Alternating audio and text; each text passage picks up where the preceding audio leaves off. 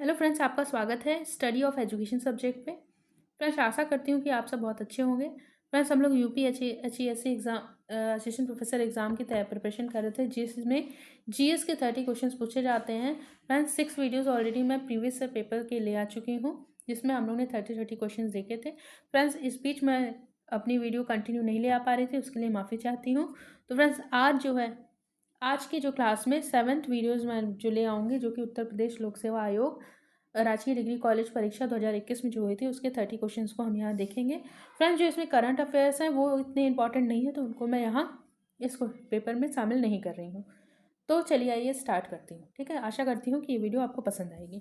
देखिए, पहले क्वेश्चन पे चलते हैं।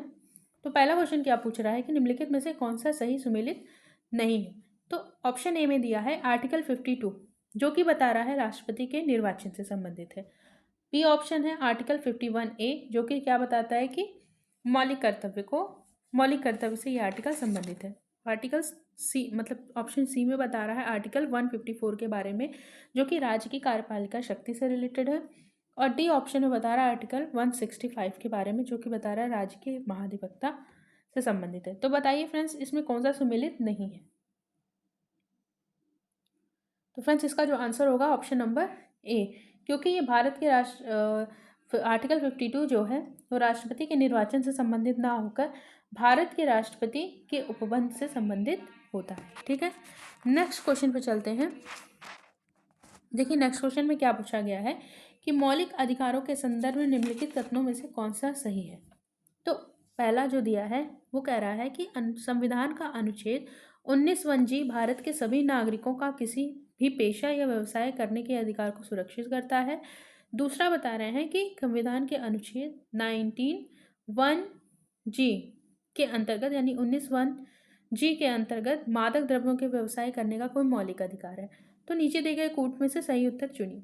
तो सही उत्तर में इनमें ऑप्शन पहला दिया है only one, B only two, C both 1 and 2 and D neither 1 और नॉट 2। तो फ्रेंड्स, बताइए इसका आंसर क्या होगा। तो फ्रेंड्स, जो इसका आंसर होगा ऑप्शन सी, यानी कि बोथ एंड 2 दोनों ही क्या है, सही है। तो पहले में क्या बोल रहा है कि संविधान का अनुच्छेद 19(1)(g) भारत के सभी नागरिकों का किसी भी पेशा या व्यवसाय करने के अधिकार को सुरक्षित करता है। और दूसरा कह रहे हैं कि संविधान के अनुच्छेद 19(1)(g) के अंतर्गत मादक द्रव्यों के व्यवसाय करने का कोई मौलिक अधिकार नहीं है। तो ये क्या है, इसका आंसर बोथ 1 and 2 दोनों सही होगा। नेक्स्ट क्वेश्चन पे चलते हैं। देखिए, नेक्स्ट क्वेश्चन जो है कह रहा है कि किस गवर्नर जनरल के कार्यकाल में प्राचीन स्मारक संरक्षण अधिनियम पारित हुआ। तो बताइए, ये प्राचीन संरक्षण अधिनियम जो है किस गवर्नर जनरल के कार्यकाल में पारित हुआ था। तो ए है लॉर्ड मिंटो, बी है लॉर्ड कर्जन, सी है लॉर्ड कैनिंग, डी है लॉर्ड रिपन। तो फ्रेंड्स, इसका आंसर बताइए। फ्रेंड्स, इसका आंसर जो होगा लॉर्ड कर्जन। और ये जो प्राचीन स्मारक संरक्षण अधिनियम है, ये कब आया था। तो ये 1904 में। ठीक है, ये कब पारित हुआ था। तो ये एक मिनट, तो ये जो पारित हुआ था 1904 में। नेक्स्ट क्वेश्चन पे चलते हैं। देखिए, छठे क्वेश्चन पे चलते हैं। इसमें पूछा गया है कि एंट्रोपी के संदर्भ में जब तंत्र की ऊर्जा बढ़ती है तो निम्नलिखित में से कौन सा कथन सही है। ठीक है, ए है तंत्र की एंट्रोपी बढ़ती है, दूसरा है तंत्र की एंट्रोपी घटती है। और नीचे दिए गए कूट का उपयोग करते हुए सही सही उत्तर को चुनिए। ए है only one, B only two, C both A and one, 1 and 2 और डी नाइदर 1 नॉट 2। तो फ्रेंड्स, इसका आंसर क्या होगा।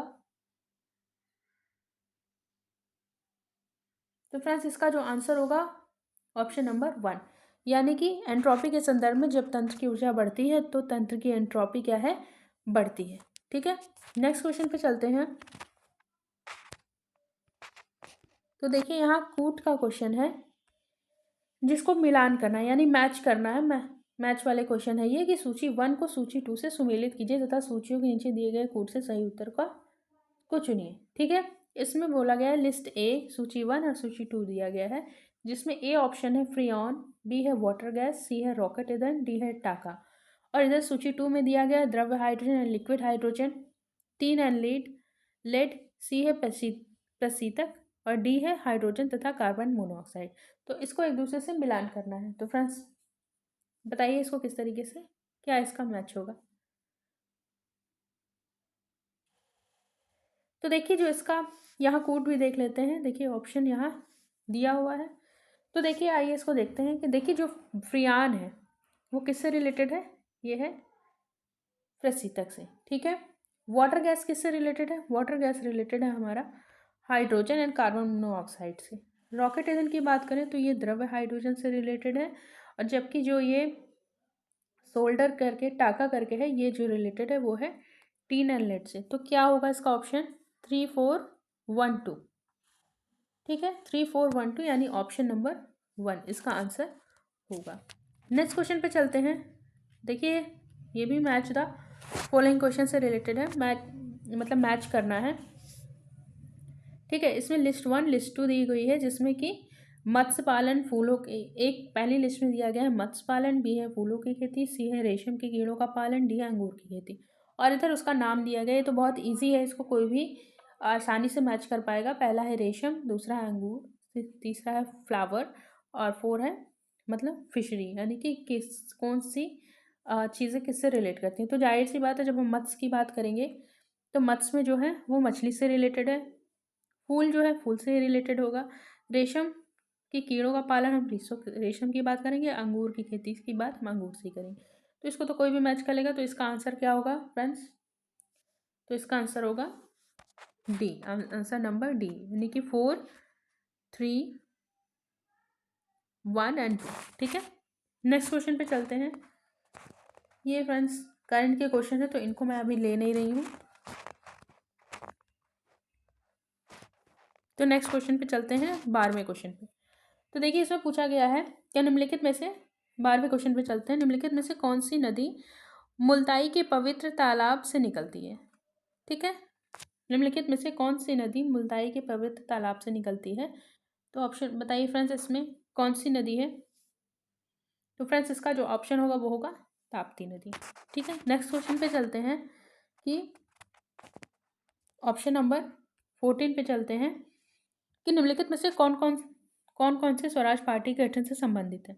ए है सुभाष चंद्र बोस, बी है सी आर दास, तीसरा है जवाहरलाल नेहरू, चौथा है मोतीलाल नेहरू।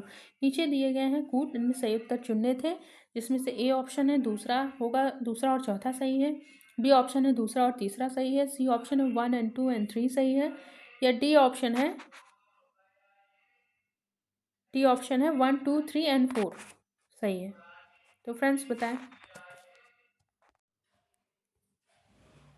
तो फ्रेंड्स इसका आंसर क्या होगा, इसका आंसर होगा दूसरा और चौथा, यानी कि C R Das and Motilal Nehru. यानी कि निम्नलिखित में से कौन स्वराज पार्टी के गठन से संबंधित है। तो कौन कौन संबंधित है, सी आर दास संबंधित है और मोतीलाल नेहरू, ठीक है। नेक्स्ट क्वेश्चन पे चलते हैं कि जूलू जनजातियां निम्नलिखित राष्ट्रों में से किसमें पाई जाती हैं। यानी क्वेश्चन नंबर 15 पे चलते हैं कि जूलू जनजातियां निम्नलिखित राष्ट्रों में से किसमें पाई जाती हैं। ए है न्यूजीलैंड, बी है ऑस्ट्रेलिया, सी है मोरक्को, डी है दक्षिण अफ्रीका। तो फ्रेंड्स बताएं। फ्रेंड्स इसका आंसर होगा डी, दक्षिण अफ्रीका। नेक्स्ट क्वेश्चन पे चलते हैं 16 क्वेश्चन पे।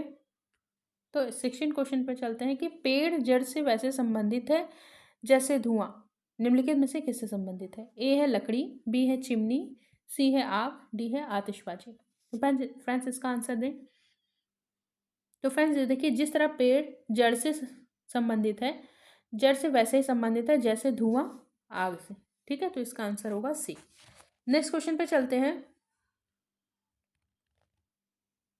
कि देखिए 17 क्वेश्चन पे चलते हैं कि इसमें कहा गया हाइड्रोजन ईंधन जो सेल वाहन है निम्नलिखित रसायनों में से किसको उत्सर्जक के रूप में पैदा करते हैं। ए है अमोनिया, बी है जल, सी है मीथेन, और डी है हाइड्रोजन पेरोक्साइड। तो फ्रेंड्स बताइए इसका क्या आंसर होगा। तो फ्रेंड्स हाइड्रोजन ईंधन सेल वाहन निम्नलिखित रसायनों में से जल को उत्सर्जक के रूप में पैदा करते हैं, ठीक है। तो इसका आंसर होगा ऑप्शन बी। नेक्स्ट क्वेश्चन पे चलते हैं फ्रेंड्स, ये भी करंट का क्वेश्चन है तो ये इतना काम का नहीं है। नेक्स्ट क्वेश्चन 19 पे चलते हैं, निम्नलिखित में से कौन सा सही सुमेलित है। तो देखिए इसमें समानता का अधिकार इसमें बताया गया है कि आर्टिकल 14 से 18 के बीच में आता है।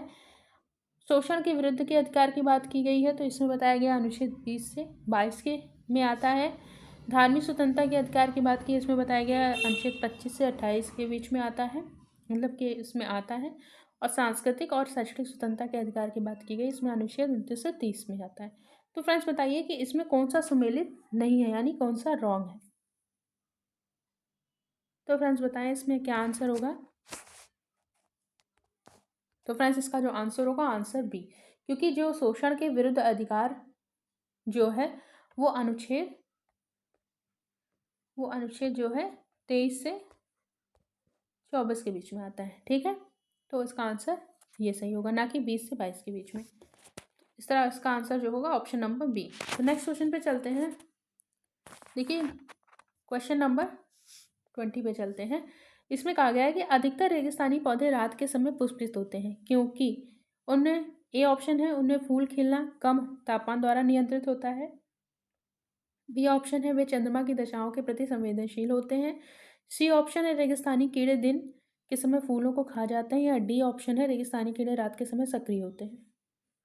तो फ्रेंड्स इसका जो आंसर होगा ऑप्शन नंबर डी, यानी रेगिस्तानी कीड़े रात के समय सक्रिय होते हैं। नेक्स्ट क्वेश्चन पे चलते हैं। देखिए नीचे दिए गए निम्नलिखित कथनों में से क्वेश्चन नंबर 21, निम्नलिखित कथनों पर विचार कीजिए तथा नीचे दिए गए कोड का उपयोग कर सही उत्तर दीजिए। इसमें ऑप्शन नंबर 1 दिया है कि ऋग्वेद में 1028 संस्करण है, और दूसरा वो दिया है ऑप्शन कि ऋग्वेद को अष्टक भी कहा जाता है। तो इसका जो नीचे कोड दिया गया है कि इसमें ऑप्शन दिए गए हैं ABCD, जिसमें से आपको चुनाव करना है कि इसमें ए ऑप्शन दिया गया only 1 correct is correct, B option दिया गया only 2 is correct, C option दिया गया both and 1 and 2 are correct, and D एक ऑप्शन दिया गया नाइदर 1 नॉर 2 इज करेक्ट। तो फ्रेंड्स बताएं इसका आंसर क्या होगा। तो फ्रेंड्स इसका जो आंसर होगा ऑप्शन नंबर सी, यानी बोथ 1 एंड 2 आर करेक्ट। ठीक है, क्योंकि ऋग्वेद में 1028 संस्करण होते हैं, और ऋग्वेद को अष्टक भी कहा जाता है। ये दोनों ही क्या है, सही है। ठीक है, नेक्स्ट क्वेश्चन पे चलते हैं। ये भी देखिए मैचिंग वाले क्वेश्चन है, मैच करने वाले हैं। एक तरफ हमको खादान दे रखा है, एक तरफ हमको स्टेट दे रखा है। ठीक है, एक तरफ बता रहे हैं खादान में बताया कि बैलाडीला खादान किससे संबंधित है, किस स्टेट से संबंधित है। बी है चिकमंगलूर, सी है मयूरभंज, और डी है सिंहभूम। इधर स्टेट दिए गए मध्य प्रदेश, कर्नाटक, उड़ीसा और झारखंड। इसको मैच करिए, इसको मिलान करना है, सॉरी मिलान नहीं करना है इसमें। Which one of the following is not correct match, मतलब इसमें बताना है कि कौन सा सही करेक्ट मैच नहीं है। ठीक है, यानी कौन सा इसमें रॉन्ग दिया हुआ है। तो फ्रेंड्स बताएं। तो फ्रेंड्स जो इसका आंसर होगा वो होगा ऑप्शन नंबर 1, यानी कि जो ये बैलाडीला खादान है वो MP में ना होकर कहाँ है, ये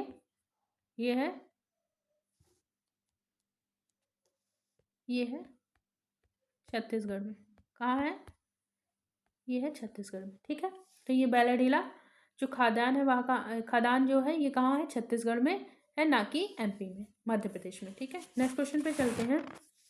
देखिए निम्नलिखित में से कौन सा देश, क्वेश्चन नंबर 23। ठीक है, निम्नलिखित में से कौन सा देश क्वाड समूह का हिस्सा नहीं है। तो यहाँ option A Qatar, B Bharat, C Australia, D Japan.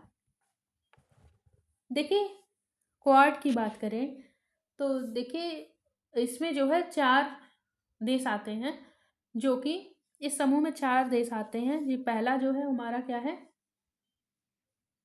पहला हमारा आता है ऑस्ट्रेलिया, दूसरा आता है भारत, तीसरा जापान, और चौथा जो आता है वो आता है अमेरिका।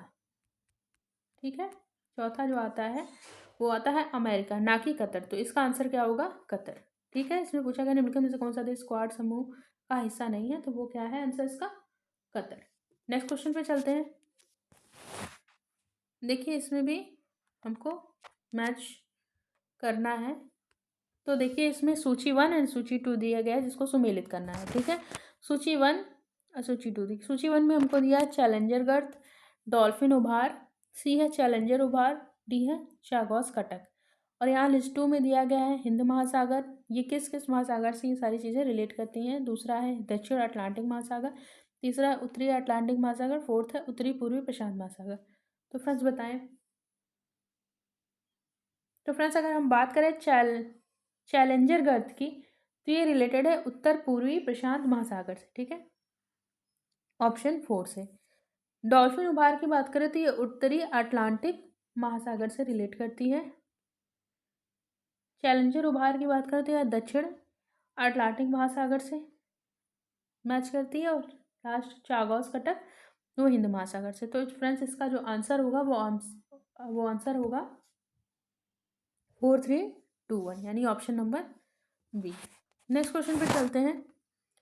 देखिए इसमें जो है नीचे 25 क्वेश्चन है। इसमें कहा गया है नीचे दो कथन दिए गए हैं, एक को मतलब एक अभिकथन है, दूसरा उसका क्या है, कारण है। तो अभिकथन की बात करते हैं। इसमें बोला गया है अजशन और रीज़न का क्वेश्चन है ये, ठीक है, अजशन और रीज़न का क्वेश्चन है। अजशन में बोला गया है, अभिकथन में बोला गया है कि बलबन तुर्कान ए चहलगानी का सदस्य था। और रीज़न क्या बोला गया, उसने अपनी योग्यता के कारण अधिक महत्वपूर्ण स्थान प्राप्त किया था। तो इसमें जो है नीचे दिए गए जो ऑप्शन दिए गए हैं, पहला ऑप्शन है ए आर दोनों सही है और आर ए की सही व्याख्या है।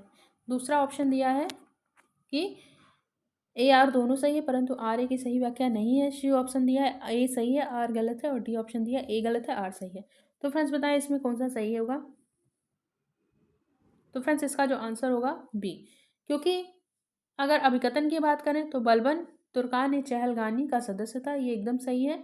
और दूसरी क्वेश्चन है कि उसने अपनी योग्यता के कारण अधिक महत्वपूर्ण स्थान प्राप्त किया था, ये भी सही है। लेकिन ये जो अजशन बोला जा रहा है वो उसका जो ये कारण दिया जा रहा है वो सही नहीं है। तो इसीलिए इसका ऑप्शन होगा बी कि ए आर दोनों सही है लेकिन आर ए का सही व्याख्या नहीं करता है। नेक्स्ट क्वेश्चन पे चलते हैं। देखिए ये क्वेश्चन भी जो है क्या है, मिलान करने वाला है, सुमेलित करने वाला है। तो इसमें भी लिस्ट 2, लिस्ट 1, लिस्ट 2 दी गई है। देखिए इसमें पहला ऑप्शन दिया गया है लिस्ट 1 में, सूची 1 में, कि अमाशय रस में उपस्थिति ए, दूसरा है हड्डियों में उपस्थित अम्ल, सी है सिरका में उपस्थित अम्ल, डी है दूध का खट्टा होना। ये सब किस कारण होता है, किस अम्ल के कारण होता है। तो इसको सूची 2 में दिया गया है, जैसे लैक्टिक अम्ल, हाइड्रोक्लोरिक अम्ल, कैल्शियम फॉस्फेट और एसिटिक अम्ल। तो इसको बताइए कि इसका सही आंसर क्या होगा। तो फ्रेंड्स देखिए इसमें अगर हम बात करें अमाशय रस में उपस्थित अम्ल की, तो इसका जो ऑप्शन होगा वो हाइड्रोक्लोरिक अम्ल की बात अम्ल से रिलेटेड होगा। हड्डियों में उपस्थित अम्ल सबको पता है कैल्शियम फॉस्फेट, ठीक है। फिर सिरके में उपस्थित अम्ल का क्या होगा, ये होगा एसिटिक अम्ल, और दूध का खट्टा होना यह है लैक्टिक अम्ल। तो इसका क्या ऑप्शन होगा फ्रेंड्स, दूसरा, तीसरा, चौथा और पहला। तो ऑप्शन नंबर सी इसका सही आंसर होगा, ठीक है। नेक्स्ट क्वेश्चन पे चलते हैं। तो क्वेश्चन नंबर 27 की बात करें तो इसमें बोला गया निम्नलिखित में से किसको भारत के नए सैन्य अभियान का महानिदेशक नियुक्त किया गया है, ठीक है। तो देखिए ये करंट का क्वेश्चन है। जब भी ये 2000 जहाँ तक 21 के क्वेश्चन 21 का पेपर है तो उस समय के हिसाब से इसको पूछा गया था। तो आज की अगर हम बात करें, सैन्य अभियान का महानिदेशक निम्नलिखित में से किसको भारत के नए सैन्य अभियान निदेशक नियुक्त जो किया गया, अगर हम 2024 की बात करें, ठीक है, अगर हम 2024 की बात करें तो प्रेजेंट में जो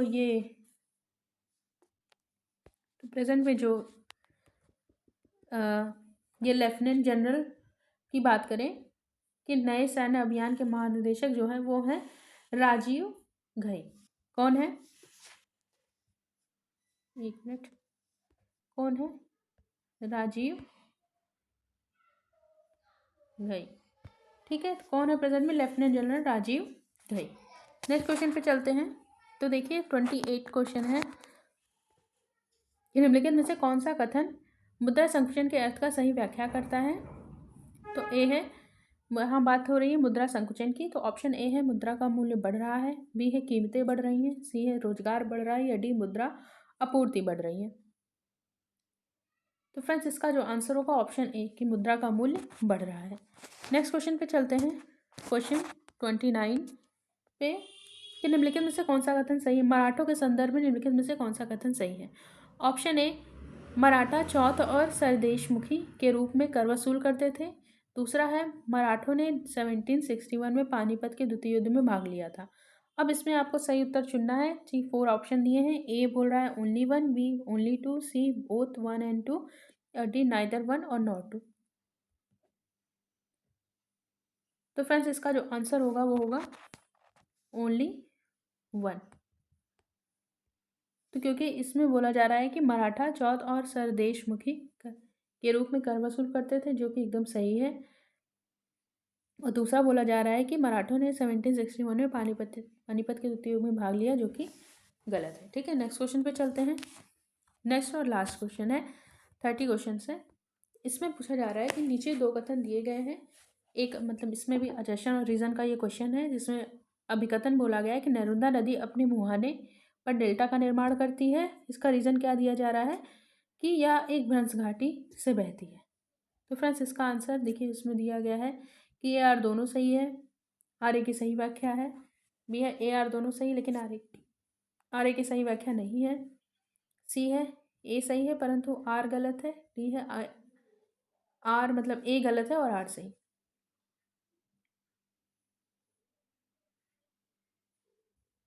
तो फ्रेंड्स जो इसका आंसर होगा वो होगा ऑप्शन डी। यहाँ ए गलत होगा और आर सही होगा। ठीक है, ए गलत होगा और आर सही होगी। नर्मदा नदी अपने मुहाने पर डेल्टा का निर्माण नहीं करती, लेकिन यह एक भ्रंश घाटी से बहती है। तो फ्रेंड्स इस तरीके से हम लोग ने 30 क्वेश्चन देखा। आशा करती हूँ कि ये 30 क्वेश्चन आपको पसंद आए होंगे। फ्रेंड्स अगर आपको मेरी ये वीडियो पसंद आए तो प्लीज़ लाइक शेयर और सब्सक्राइब जरूर करें, और साथ ही साथ कमेंट जरूर करें अगर आपको किसी भी चीज़ों की इस वीडियो में कमी लगती है, या आप कुछ सजेस्ट करना चाहते हो तो प्लीज़ कमेंट के थ्रू मुझे सजेस्ट करें। और आशा करती हूँ आपको वीडियो पसंद आई हो। तो मिलते हैं नेक्स्ट 30 क्वेश्चन के साथ। Thank you friends.